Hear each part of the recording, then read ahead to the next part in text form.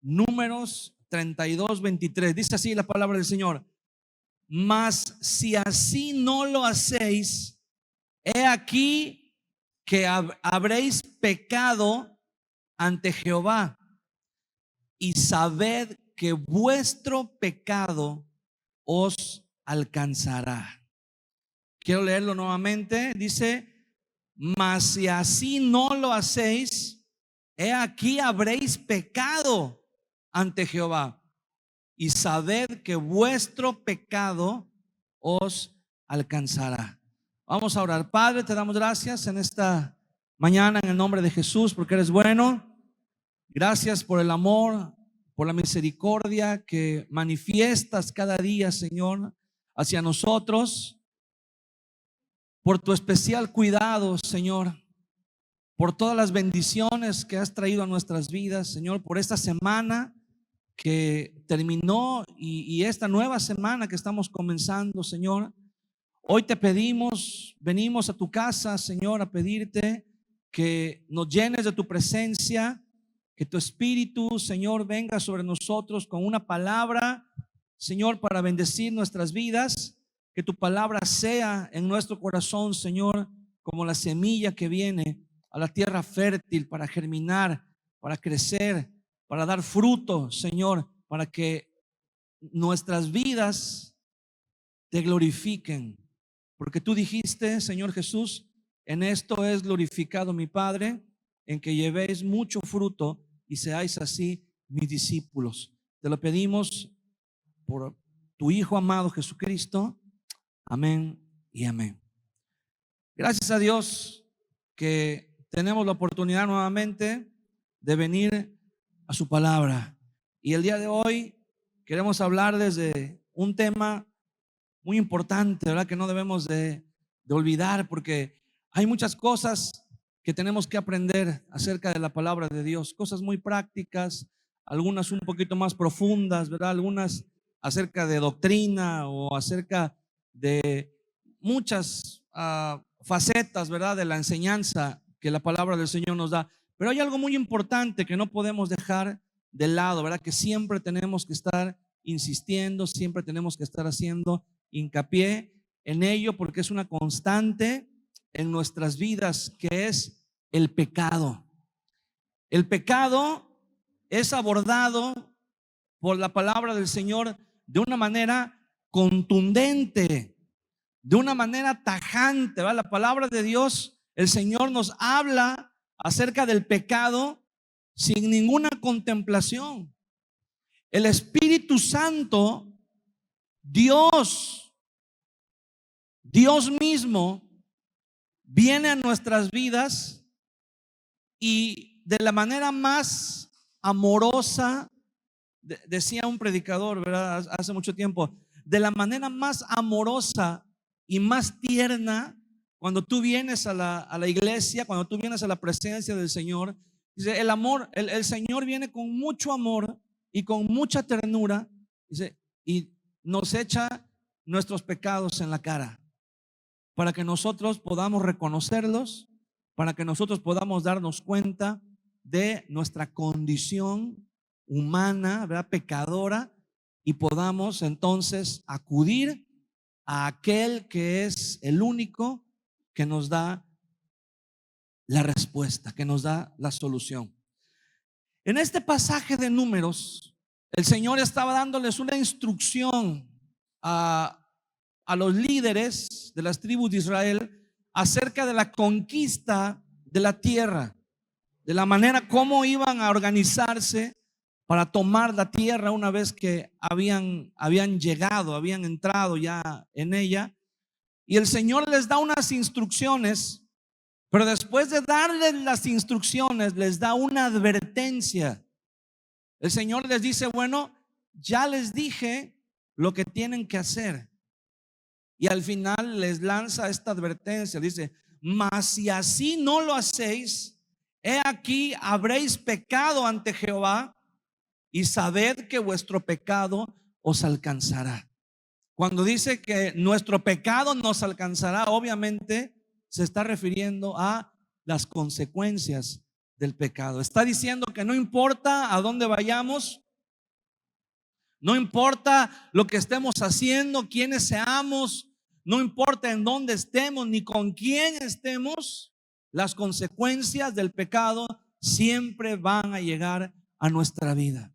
Las consecuencias del pecado siempre van a hacer efecto en nuestra vida. Y para esto tenemos que preguntarnos primero, ¿verdad? ¿Qué es el pecado? Cuando escuchamos la palabra pecado, para empezar, la palabra pecado es algo que en la actualidad las nuevas generaciones han tratado de borrar esa palabra del diccionario, ¿verdad? Ya no existe la palabra pecado, ya nada es tabú, ya nada está prohibido, ya nada. Es más, algo que es para sorprenderse, ¿verdad? No, nada menos que para sorprenderse, es que las nuevas formas de pensamiento que están surgiendo en el mundo están dictando que ya no existe diferencia, o más bien ya no existen conceptos como el bien y el mal. Ya no existe la palabra normal, ¿verdad? Porque cuando alguien pregunta, bueno, ¿qué es lo normal o cómo es lo normal? ¿Verdad? La respuesta es que lo normal no existe.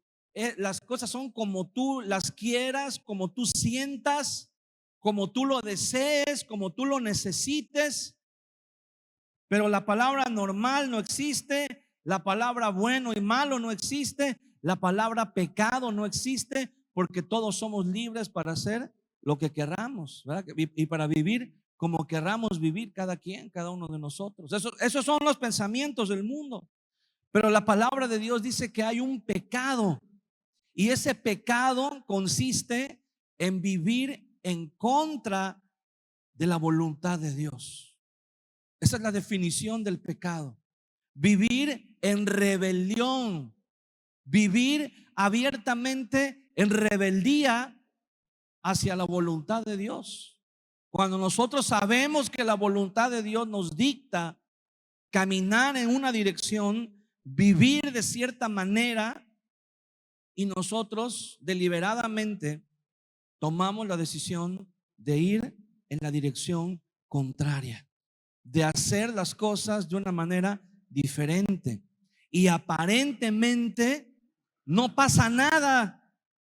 Aparentemente, ¿verdad? No se puede. Aparentemente podemos decir, mientras la mayoría de la gente piensa, mientras yo no le haga daño a nadie, mientras sea mi vida, ¿verdad? Yo puedo hacer con mi vida lo que yo quiera. La ley en el mundo moderno dice: es mi vida, son mis reglas; es mi cuerpo, son mis reglas. Si eso fuera verdad, pues cada quien podría, ¿verdad? Como cuando una persona dice, pues mi cuerpo, mis reglas, ¿verdad? Si yo quiero cambiar mi cuerpo, si yo quiero, no sé, tatuarme, si yo quiero modificar incluso el sexo, ¿verdad? Si yo quiero practicarme un aborto, si yo quiero. La gente dice eso el día de hoy: es mi cuerpo, son mis reglas. Bueno, si eso fuera cierto, entonces si tu cuerpo viviera bajo tus reglas, entonces tú podrías sanarte cuando estuvieras enfermo. Entonces tú podrías decirle a la enfermedad: ¿sabes qué, enfermedad? Pues es mi cuerpo y son mis reglas, así que vete, ¿verdad? No te acepto, sal de mi cuerpo. Y eso tendría que hacerse realidad, pero no es así. Desde ahí entendemos que no tenemos nosotros el control de nuestro cuerpo, ni mucho menos de nuestra vida. Entonces, vivir en contra de lo establecido por Dios es el pecado. Ahora, usted podrá decir, bueno, pero los pecados, ¿verdad? ¿Habrá algo específico? ¿Cómo puedo saber si algo es pecado o no es pecado? Mire, hay una diferencia muy importante. Cuando decimos pecado en singular, nos estamos refiriendo a la raíz del problema, a la enfermedad en sí, que es estar en contra de la voluntad de Dios. Cuando hablamos de pecados en plural, casi siempre nos estamos refiriendo a los síntomas de esa enfermedad. Cuando una persona vive en contra de la voluntad de Dios, vive en rebelión contra Dios, no tardarán en aparecer en su vida los síntomas. Cuando una persona dice, bueno, yo soy cristiano, o soy una persona que vivo normal, no me meto con nadie, no le causo daño a nadie, no le causo problemas a nadie, pero yo quiero vivir como yo quiera. Bueno, tarde o temprano, ese querer vivir como él quiere le va a llevar a manifestar esos pecados en todas las áreas de su vida.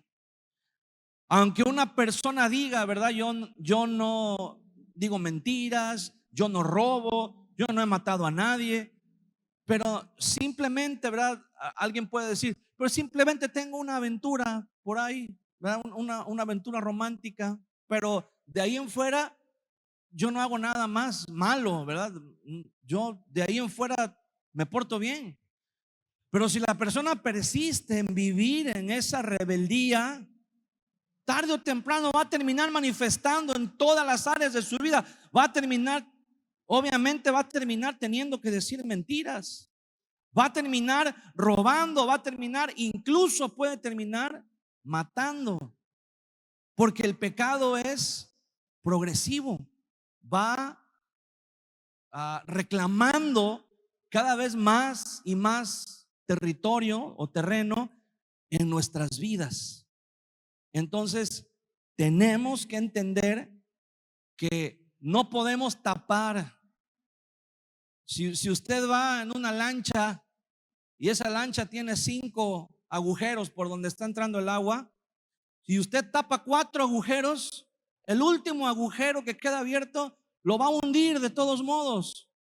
Entonces, ¿cómo podemos nosotros decir, bueno, es que yo no hago esto, no, pero nada más lo único que hago es esto? Bueno, pues eso es ese único pecado te va a terminar hundiendo, te va a terminar llevando a la ruina. ¿Por qué? Porque son manifestaciones, simplemente todo lo que nosotros conocemos como pecados son manifestaciones de una raíz que es el pecado original, que es ir en contra de lo establecido por Dios, ir en contra de la voluntad de Dios. No es lo mismo. Ahora, a los pecados, hay gente que cree que el problema son los pecados, solamente los síntomas, y entonces tratan los síntomas sin tratar la raíz de la enfermedad.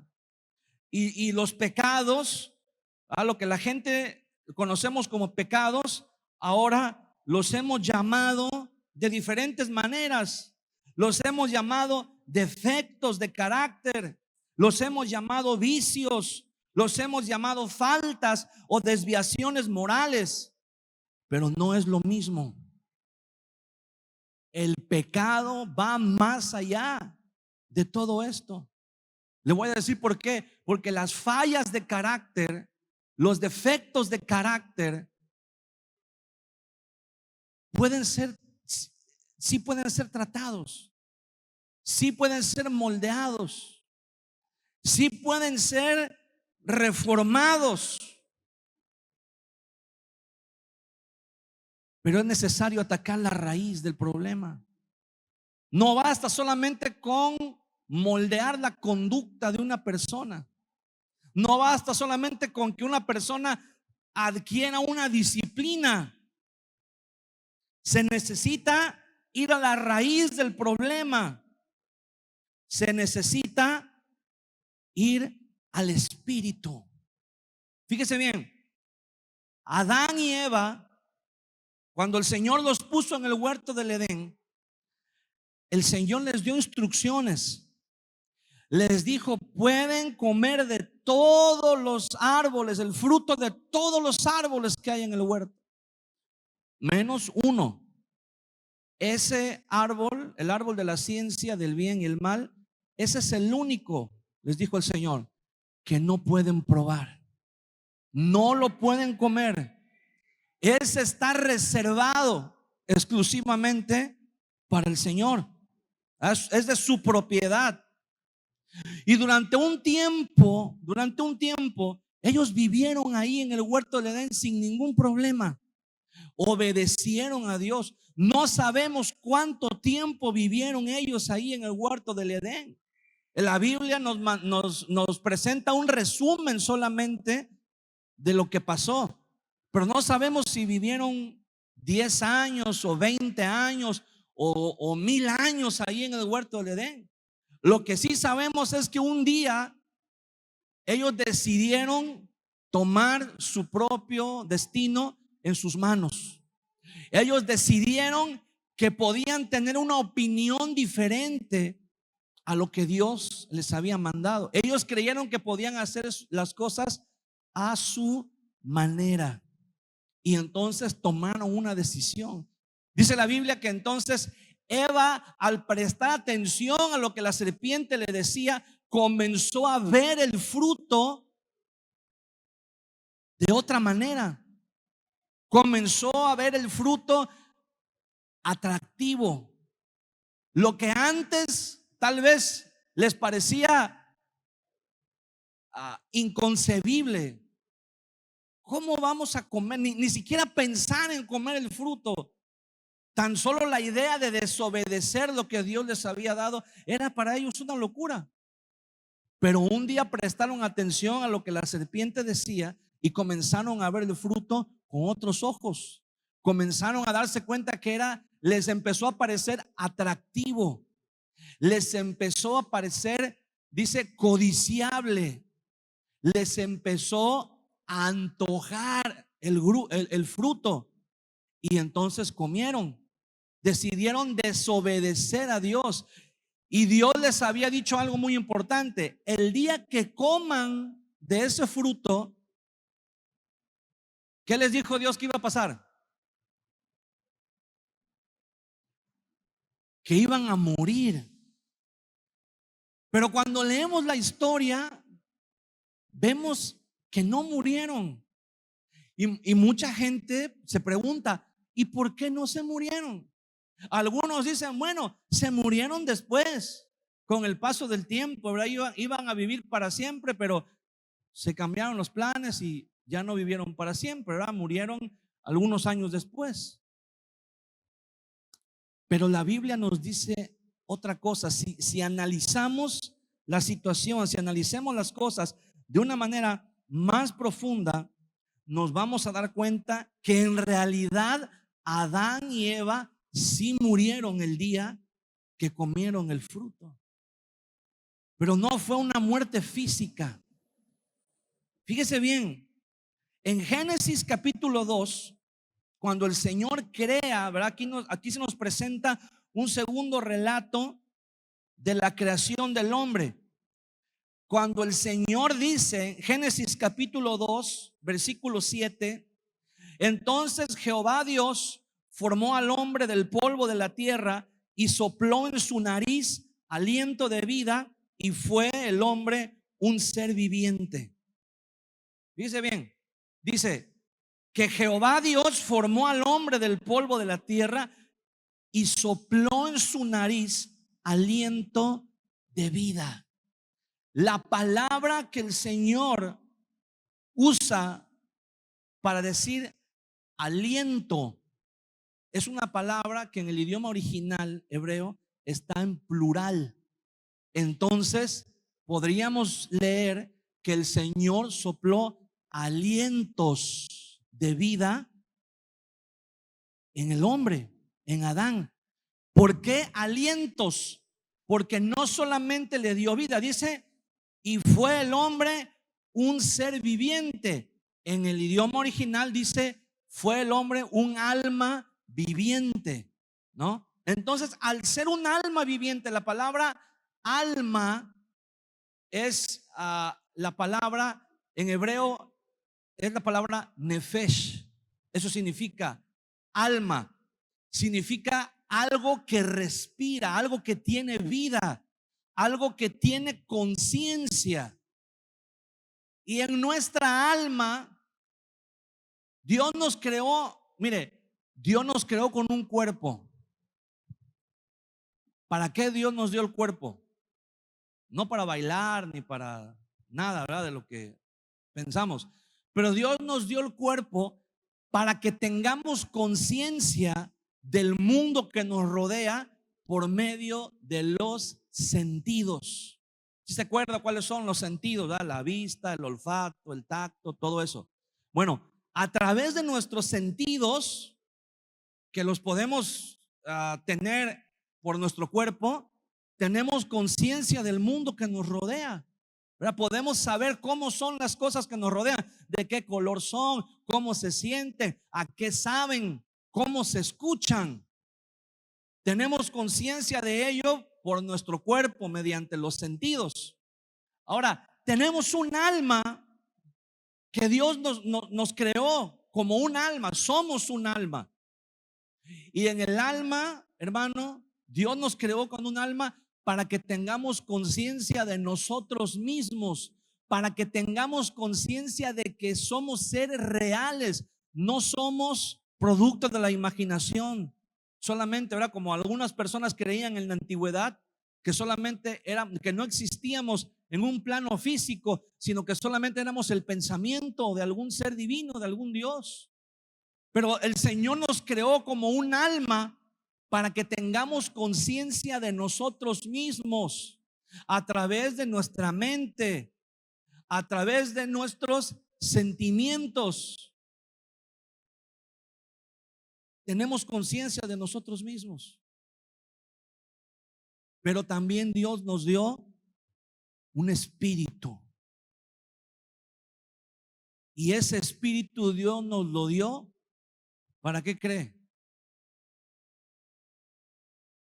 El cuerpo es para tener conciencia del mundo que nos rodea. El alma es para tener conciencia de nosotros mismos, de quiénes somos. Y el espíritu nos lo dio el Señor para tener conciencia de Dios, para saber que hay un ser superior que se llama Dios. Y no solamente para saberlo, pero para poder tener comunión con Dios. Cuando Dios, dice la Biblia, sopló alientos de vida en la nariz del hombre, no solamente sopló para que el hombre tuviera alma, también sopló para que el hombre tuviera espíritu. El alma y el espíritu, las dos cosas, cuando una persona muere, salen del cuerpo, abandonan el cuerpo. Génesis capítulo 35.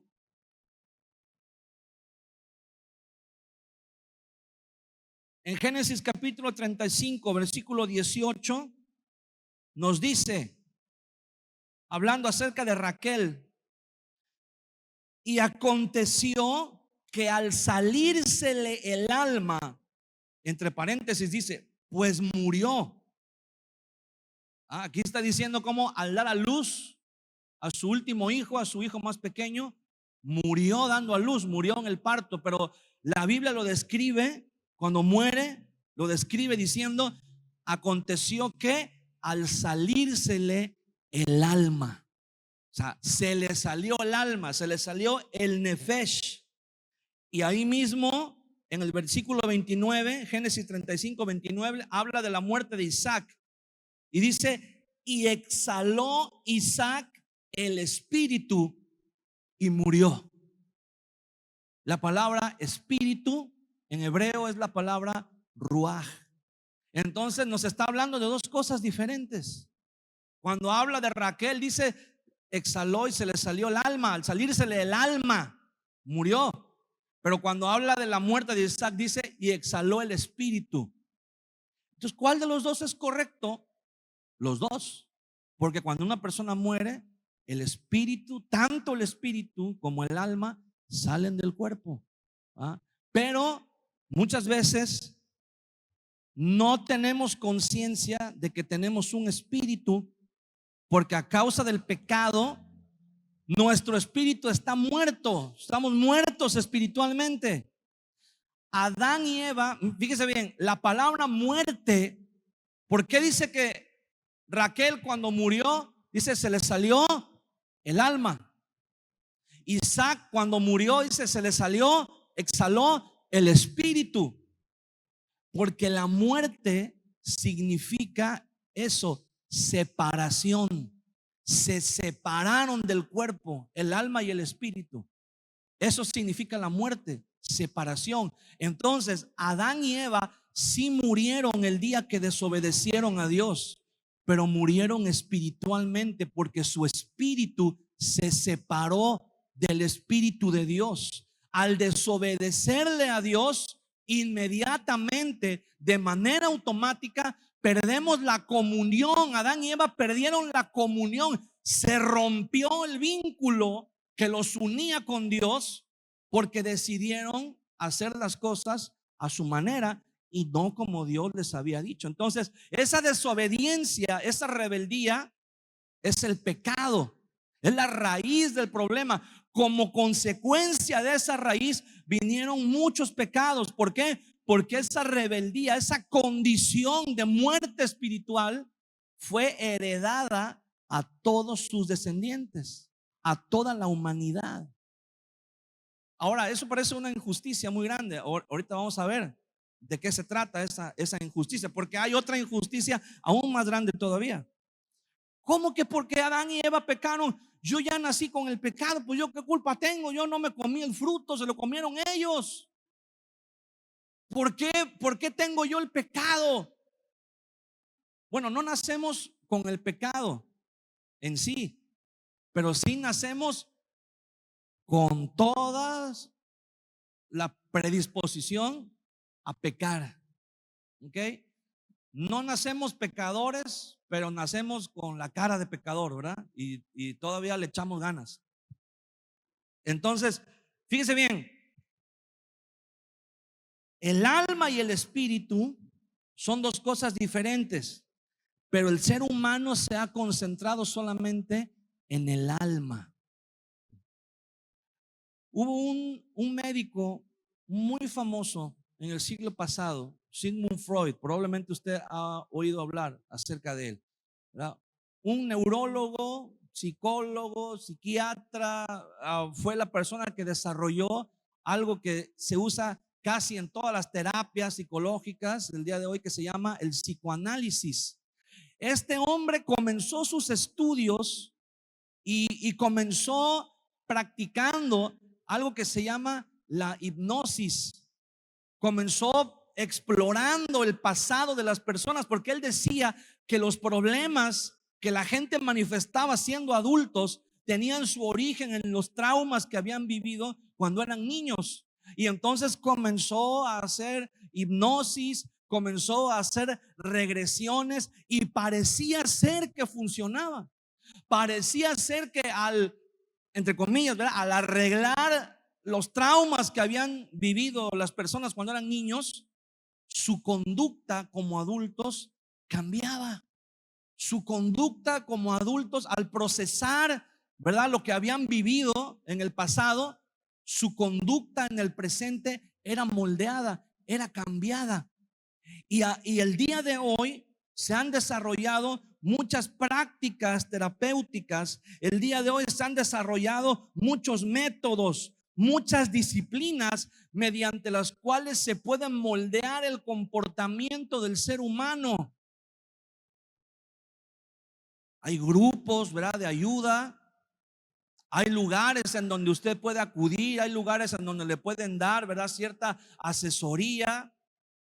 O hay lugares también en donde ya en casos más extremos, más graves, se pretende reformar el comportamiento de las personas, como en las prisiones, como en las cárceles, que todos sabemos que es un sistema fallido completamente.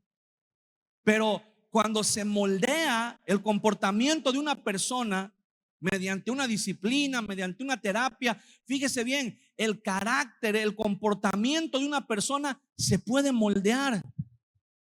Los hábitos, los defectos de carácter, los vicios, las faltas morales de una persona se pueden cambiar. Una persona puede cambiar su conducta mediante una terapia, pero lo que no puede hacer es dejar de ser pecador. No se puede. Una persona puede vivir una vida intachable.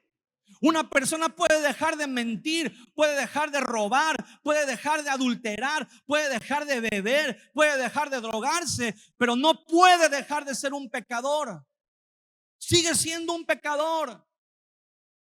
Y hay personas que creen que porque ya dejaron el cigarro, que porque ya dejaron la copa, que porque ya dejaron el juego, o que porque ya dejaron a la persona con la que andaban, ya no son pecadores. Pero la palabra de Dios me dice algo muy diferente. La palabra de Dios me dice que seguimos siendo pecadores, nada más que nos cambiamos de categoría de pecado, pero seguimos siendo igual de pecadores. No hay ningún método, no hay ninguna terapia, no hay nada que pueda cambiar la raíz del problema más que un encuentro genuino con la cruz de Cristo. Un encuentro genuino con el Señor Jesucristo, que murió en la cruz del Calvario y resucitó para darnos vida. Para darnos vida espiritual, para resucitar nuestro espíritu que estaba muerto. Cuando usted y yo venimos a Cristo, no solamente nuestra conducta puede cambiar, pero se ataca el problema de raíz. Pero muchas personas dicen: no sirve de nada ir a la iglesia, porque seguimos teniendo los mismos problemas de siempre. Es que yo conozco a un vecino que va a la iglesia todos los días, vive metido en la iglesia, pero sigue siendo un mentiroso, sigue siendo un vicioso, sigue siendo comportándose, ¿verdad?, igual que antes. Porque la gente quiere ver cambios para poder creer en algo real, en algo palpable. Y es verdad, muchas veces cuando venimos a la iglesia, mire, quisiéramos, pero no es así. La gente afuera quisiera, y lo que no saben es que nosotros queremos más de lo que ellos quieren. Tener una varita mágica para cambiar a las personas. Tener una varita mágica para que cuando una persona venga y diga: mira, es que yo tengo este problema, soy así, no puedo cambiar. Agarramos la varita y le decimos así, ¡ting! Y se acabó tu problema.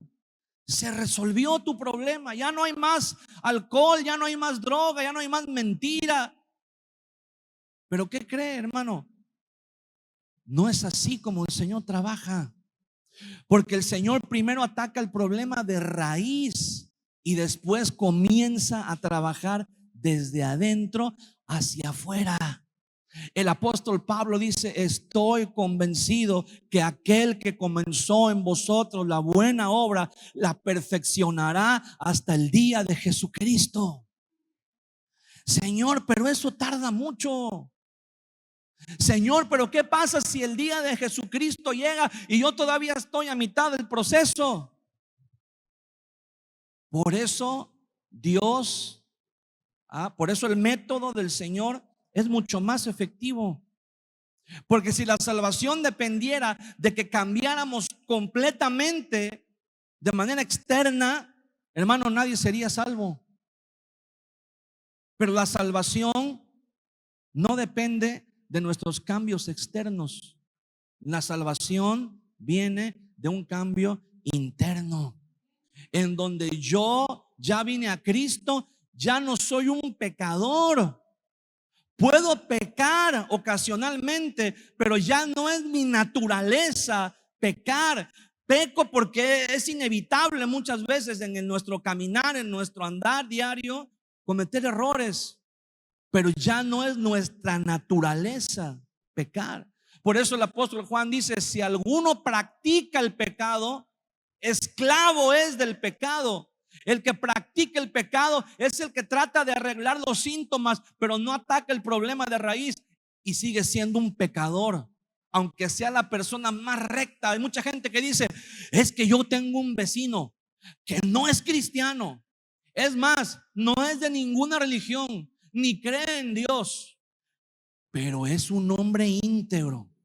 Mira, nunca se ha robado un peso.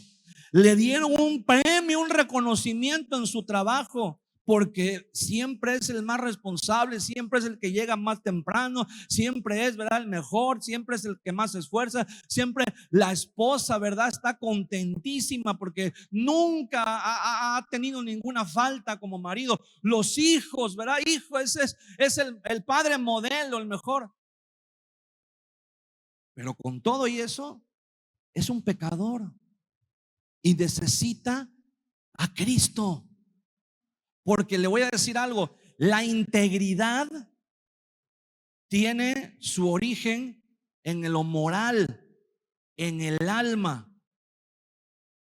Y eso puede venir de una buena crianza, de una buena enseñanza. Hay padres que crían buenos hijos.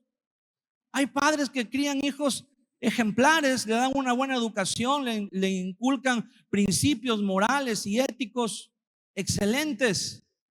Pero le voy a decir algo, solamente en el espíritu se puede producir la santidad de Dios.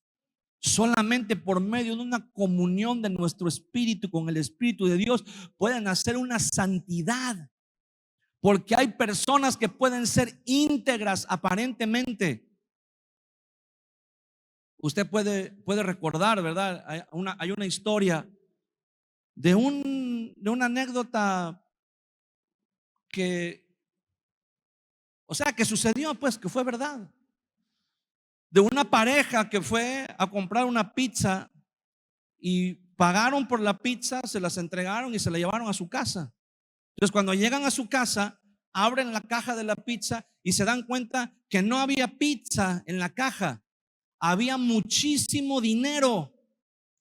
Toda la venta del día, el empleado encargado de la caja se le ocurrió guardar todo el dinero en una caja de pizza.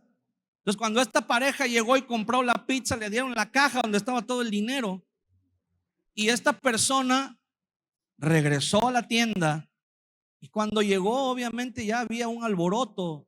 Ya estaban a punto de correr al encargado. Ya estaba ahí la policía, el gerente, todo eufórico, ahora gritando. Y cuando esta persona llega y dice: buenas noches, vengo a devolver esto que me dieron equivocadamente. Y devolvió el dinero. Dice: yo pedí una pizza, pero se confundieron y me dieron esta caja donde está este dinero. Y vengo a regresarlo. Y toda la gente lo alabó, le dijeron: oiga, señor, pero ¿cómo es posible? Nadie en esta época regresa el dinero, ¿verdad? Y nadie lo hubiera podido acusar de robo, fue una equivocación del empleado. Dijo: señor, por favor, permítanos tomarnos una foto con usted y su esposa para ponerla aquí, la vamos a enmarcar y le vamos a poner aquí una placa, un reconocimiento a la honestidad y a la integridad. Pero esta persona le dijo: no, por favor, no lo hagan.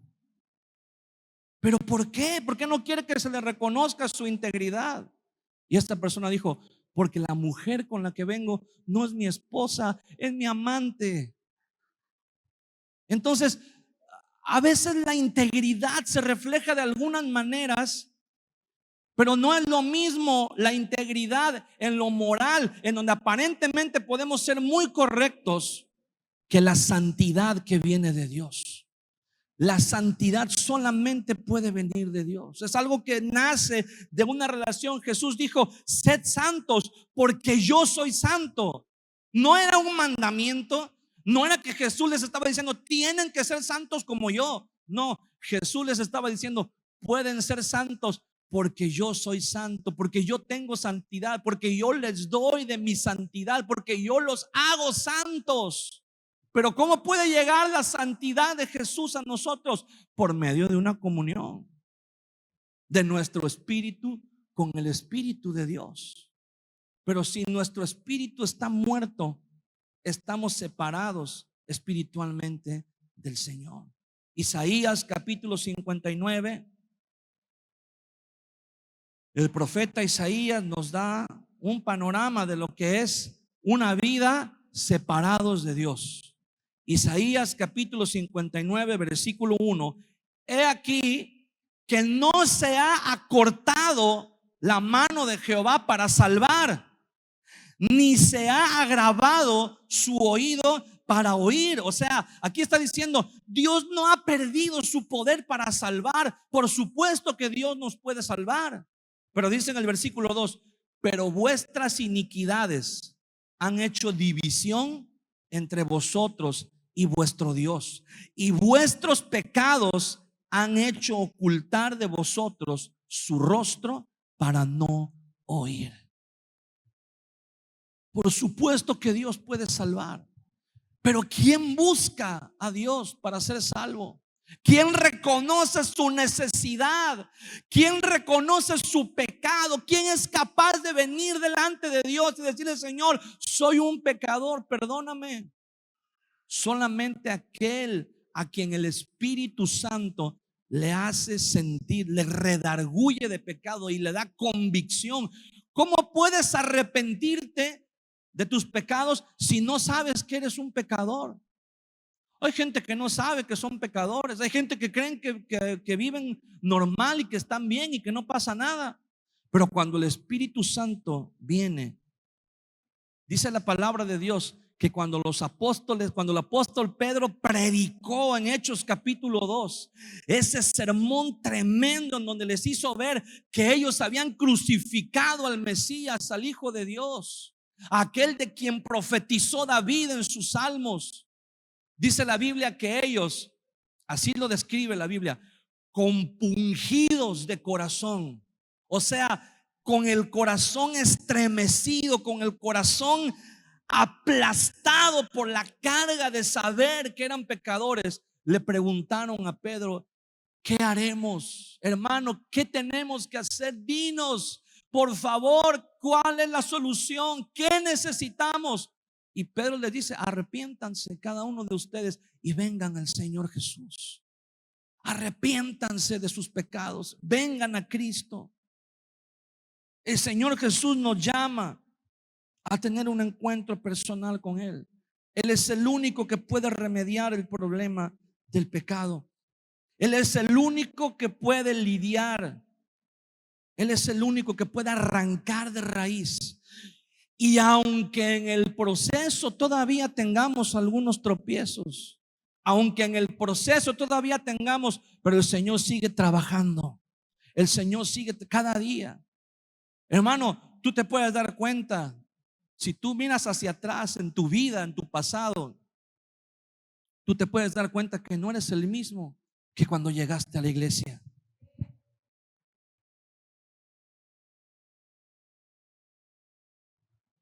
No sé hace cuánto tiempo llegamos a la iglesia, pero tú te puedes dar cuenta, tú puedes decir, pues todavía no soy lo que debería de ser, pero tampoco soy el mismo que era hace 6 meses, hace 1 año, hace 2 años, hace 5 años. Y la razón es porque el Señor está trabajando en nuestra vida, hermano.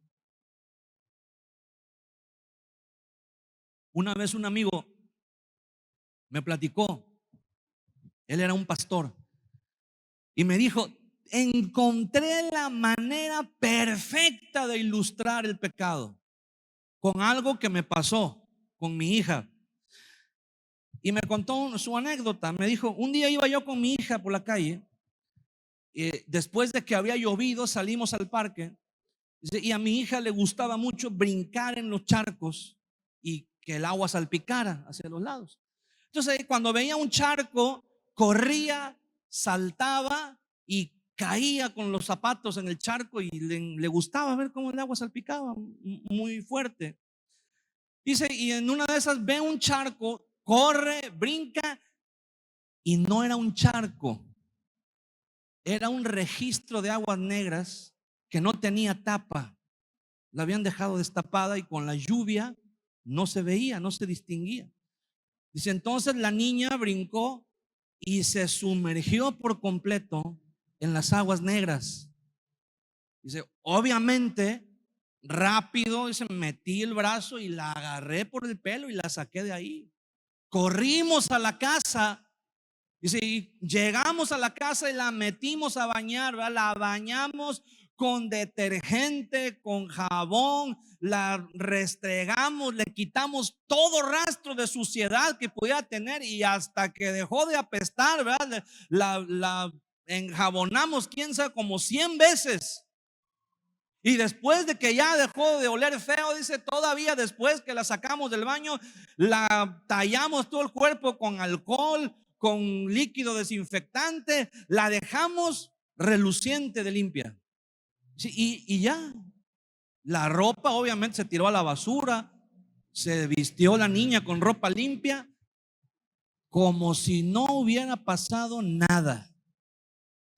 El problema fue que al día siguiente la niña comenzó a tener temperatura alta y comenzó a manifestar una infección en todo su organismo. Resulta que la niña, en los breves segundos que se había sumergido en esa agua, tragó un poco de esa agua sucia y eso le causó una tremenda infección en todo su organismo. Entonces la tuvieron que hospitalizar. La tuvieron que canalizar, le pusieron un suero y a través del suero pues la alimentaban, le ponían el antibiótico, le ponían todas las medicinas que tenían que ponerle, hasta que después de muchos días fue dada de alta, ¿verdad? Cuando ya la infección estaba completamente erradicada de su cuerpo. Eso es lo que el pecado hace, me dijo esta persona. Dice, Jesús te saca del pecado y te limpia por completo y te da una vida nueva, una vida limpia y te hace miembro de su iglesia. Pero muchas veces por el tiempo que estuvimos en el pecado, tragando la inmundicia del mundo, dice, eso provocó enfermedades en todo nuestro ser. Eso provocó muchos conflictos, muchos vicios, muchas cosas malas, muchas actitudes, cosas que aprendimos en el mundo y que son difíciles de erradicar de nuestra vida.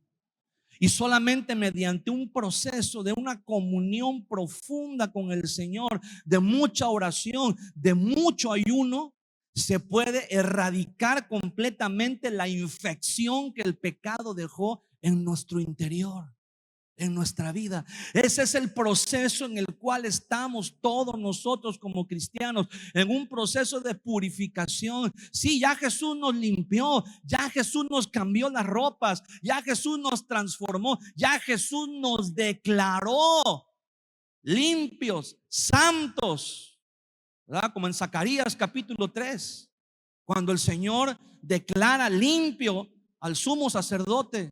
Le dice, he quitado tu inmundicia, te he limpiado, te he puesto ropas nuevas.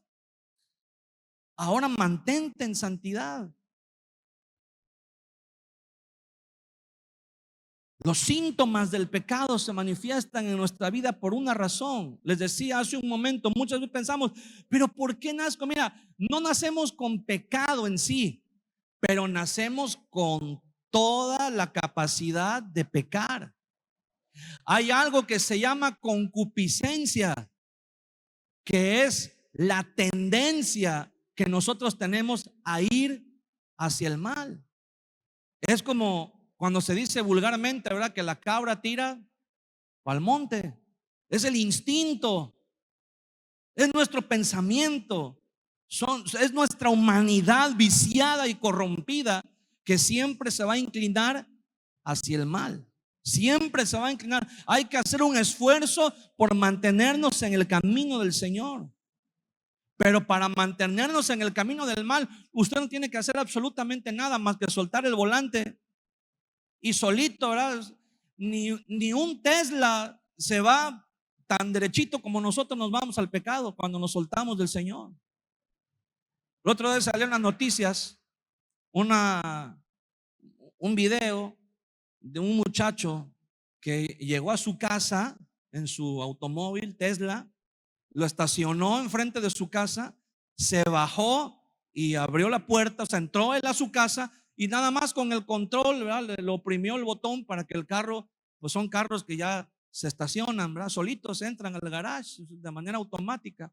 Pero resulta que cuando apretó el botón del control, él se metió a su casa y por alguna razón el carro agarró señal de otro lugar y se ve en el video cómo el muchacho entra a su casa y deja el garage abierto para que el carro entre y se ve cómo el carro agarra y solito y se va para otro rumbo, se va para otro lado.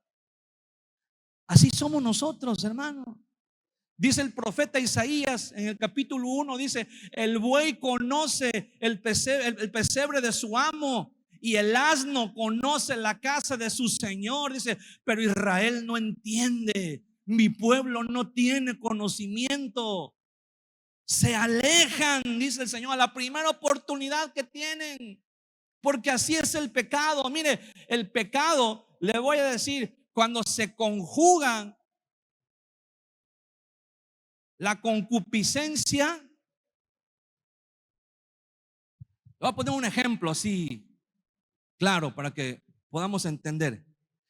El pecado es como cuando usted tiene un piso muy liso, muy resbaloso, y usted le echa una cubetada de agua con jabón a ese piso. Ese es el pecado. La concupiscencia es cuando usted pretende caminar sobre ese piso jabonado con los pies descalzos. Y entonces tiene usted al diablo que viene atrás de usted empujándolo y metiéndole el pie. Si usted suma esos tres factores, el resultado casi inminente e inevitable es que usted se va a caer. Bueno, esa es la conjugación, ¿verdad? El pecado, la concupiscencia y el diablo. Ok, pero cuando usted viene al Señor Jesucristo, el Señor Jesucristo lo viste a usted de tal manera. Es como si cuando usted viene a Cristo, es como si usted se pusiera unas botas de esas que no resbalan, ¿verdad? De esas que había unas botas que me llamó la atención, porque es que te llega publicidad, ¿no?, en las redes sociales. Y había unas botas que decía que las suelas estaban hechas con el mismo material con el que se fabrican las ruedas, las llantas de los aviones. Dice: ah, caray, y eso, ¿qué beneficio te da? Y dice que no se resbala en ningún tipo de superficie, está garantizado. Puedes caminar en un charco de aceite, puedes caminar en un piso enjabonado y no te vas a resbalar, ¿verdad? Esa es la garantía que ofrece ese calzado. Bueno, el Señor Jesucristo dice, ¿verdad? El Señor nos dice en su palabra: aunque ande en valle de sombra de muerte, no temeré mal alguno, porque tú estarás conmigo. Entonces, cuando nosotros entendemos que la solución, el remedio para el pecado es una comunión con el Señor Jesucristo, y decíamos hace un momento: ¿por qué si Adán y Eva pecaron, nos heredaron? Bueno, le voy a decir por qué. El apóstol Pablo dice en Hechos capítulo 17, ya vamos a terminar, le prometo que ya vamos a terminar. Hechos capítulo 17, versículo 24, es parte del sermón de Pablo en el Areópago, que por cierto es un sermón tremendo, ¿verdad? Que un día vamos a tener la oportunidad de estudiarlo a profundidad.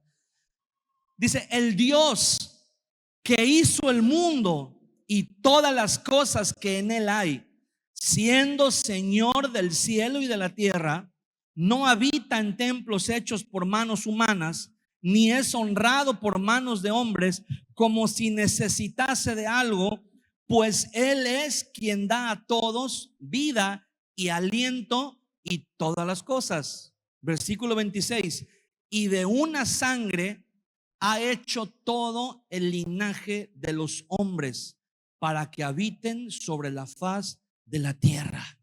¡Qué locura! Pablo estaba hablando de esto con los griegos en Atenas, y los griegos, pues bueno, se interesaban en oír cosas nuevas. Dice ahí: si este sermón Pablo lo hubiese predicado en Roma, el resultado hubiera sido diferente, porque los romanos creían que ellos eran superiores a todos los demás seres humanos. Los romanos sí creían que ellos estaban hechos de otra sangre. Los romanos creían que ellos, por sus venas corría una sangre distinta, una sangre superior a la de los demás seres humanos. Y el apóstol Pablo dice aquí que Dios, dice en el versículo 26, de una sangre ha hecho todo el linaje de los hombres. ¿Cómo? Hay gente que cree que Adán y Eva solamente son un símbolo del origen de la humanidad, pero no, literalmente todos los seres humanos que habitamos en el mundo somos descendientes de una sola pareja. Tenemos la misma sangre que tenían Adán y Eva. Y en esa sangre se metió, digámoslo así, ¿verdad? Para que lo podamos entender, el virus del pecado. Y por eso se nos heredó la muerte espiritual, la tendencia, la predeterminación, la predisposición a pecar.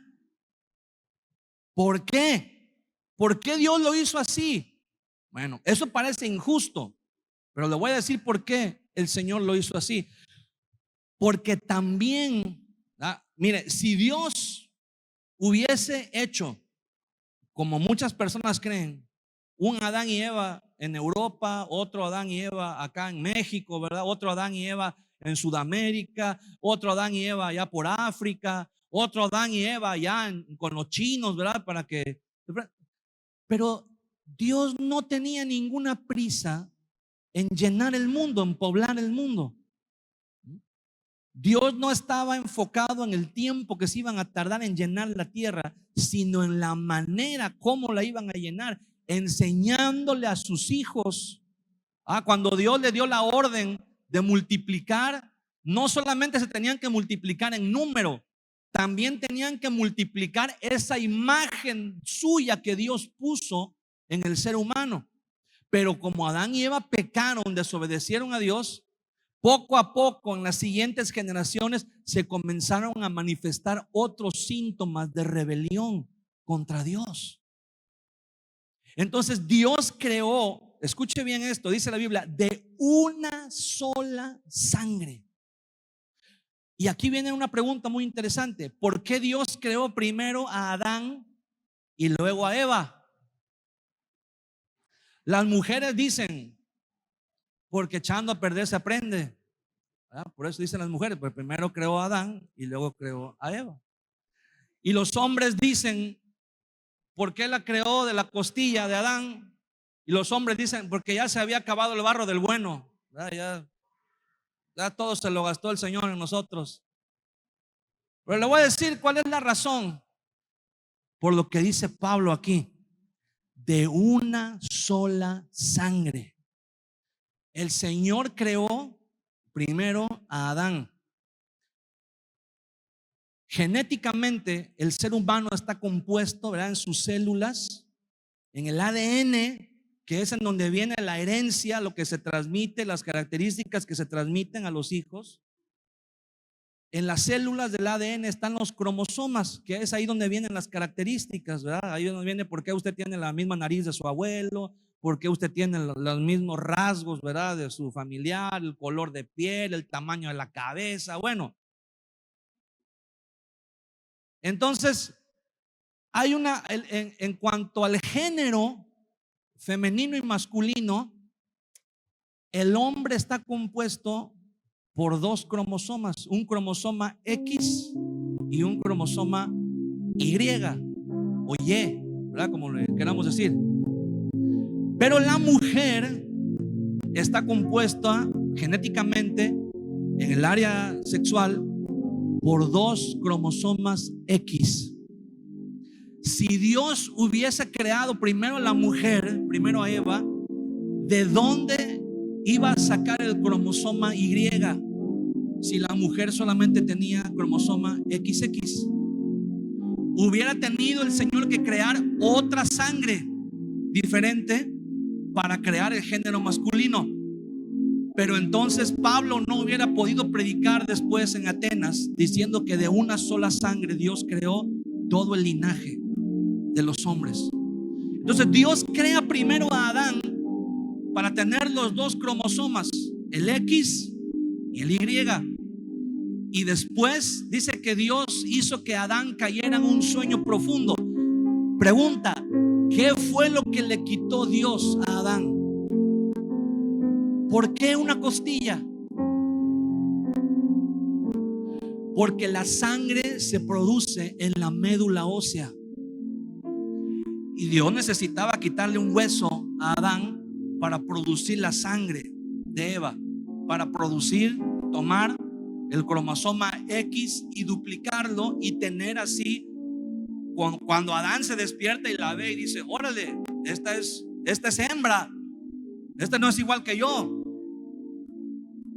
Porque si Dios le hubiera quitado a Adán cualquier otro hueso del cuerpo, lo hubiera dejado discapacitado.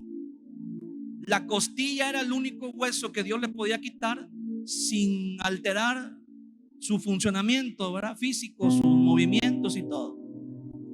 Le debió de haber quitado una del lado izquierdo, porque si le quitaba una del lado derecho, entonces le entraba el gancho al hígado y lo podían noquear. Pero Dios le quitó la costilla para que de ahí pudiera generar la sangre y pudiera ser una sola sangre para toda la humanidad. De esa sangre, en esa sola sangre que Dios hizo para toda la humanidad, se infiltró el virus del pecado y por eso se heredó a toda la humanidad. Ahora, eso parece una gran injusticia, porque decimos nosotros heredamos, ¿verdad?, sin tener culpa. Pero le voy a platicar otra injusticia más grande todavía. Primera de Corintios capítulo 15, y quiero pedirle que se ponga de pie conmigo.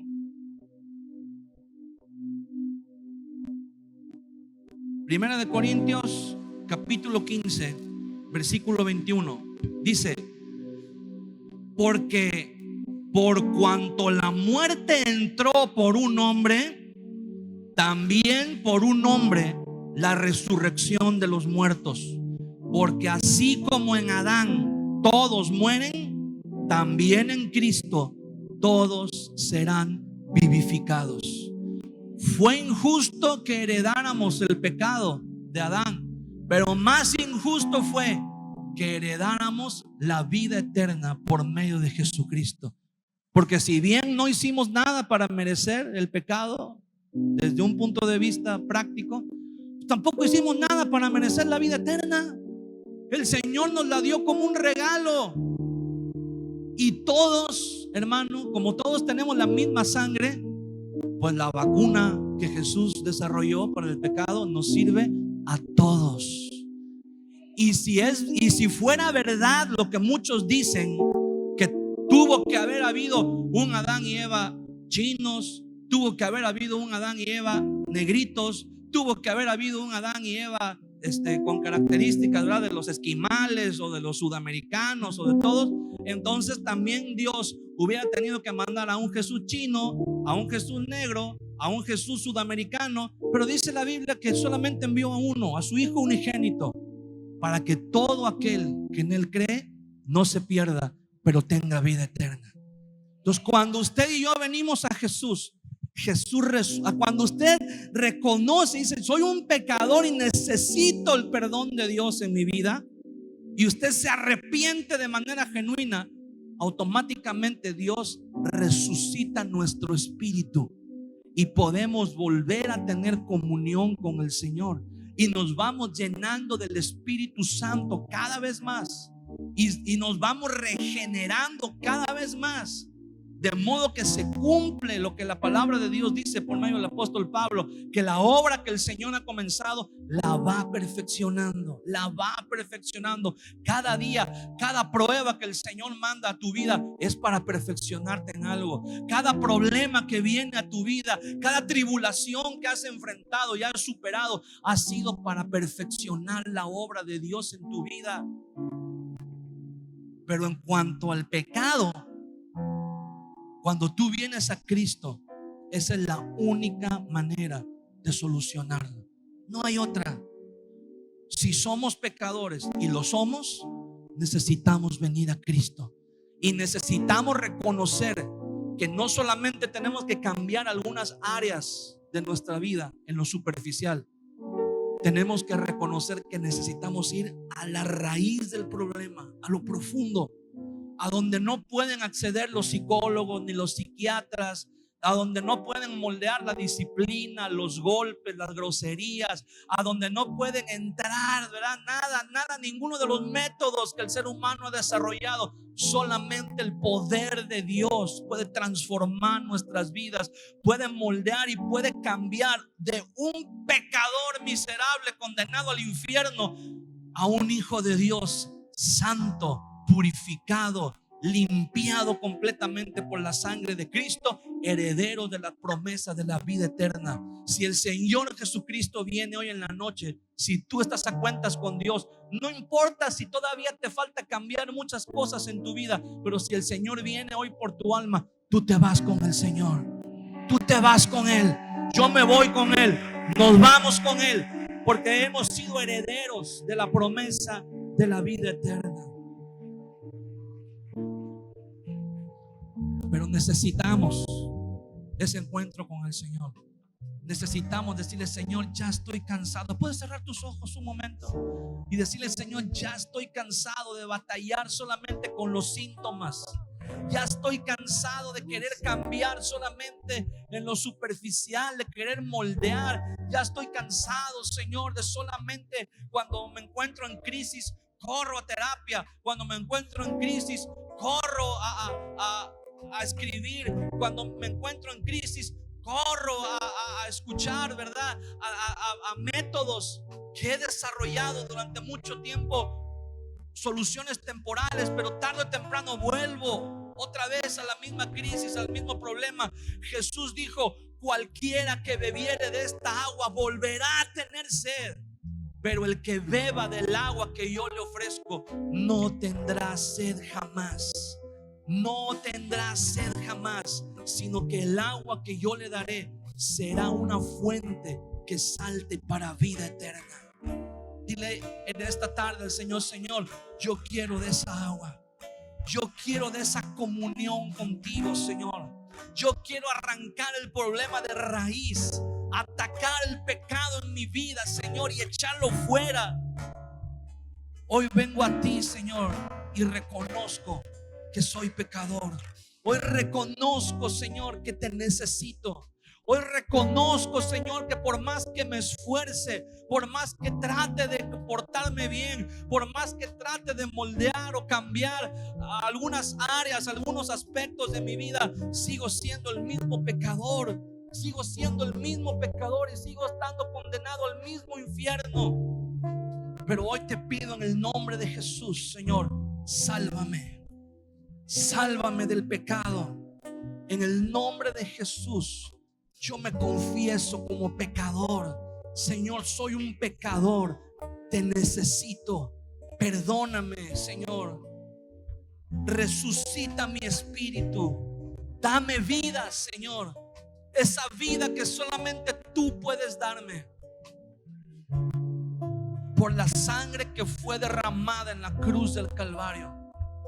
Por la sangre que fue ofrecida sobre el propiciatorio, una sola vez y para siempre. Señor, yo te pido con todo mi corazón el día de hoy: perdóname, transfórmame en un hijo tuyo, santo, puro, heredero de todas tus promesas, Señor, en el nombre de Jesús.